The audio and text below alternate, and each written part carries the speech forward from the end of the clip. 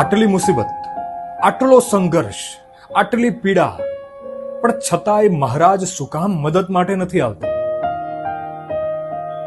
તો જો તમે સુરાણાના મંદિરમાં ગયા હોય, મહારાજ આગળ બે હાથ જોડ્યા હોય અને મહારાજ પાસે મદદની અપેક્ષા રાખી હોય, તો એટલું સમજી જજો કે મહારાજ જે સમયે તમને મદદ કરવા માટે આવે છે, જે સમયે તમારા માટે કૃપા વરસાવે છે, એનાથી ઉત્તમ સમય ક્યારે હોતો જ નથી. કારણ કે મહારાજ જ્યારે આવે છે, ન તો વહેલા આવે છે, ન તો મોડા આવે છે. એ જે સમય આવે છે એ શ્રેષ્ઠ સમયે જ આવે છે. તો વિશ્વાસ રાખો સુરાણાના ગોગા મહારાજ ઉપર. ચિંતા એના ઉપર છોડી દો, મહારાજનું ચિંતન કરતા જાઓ.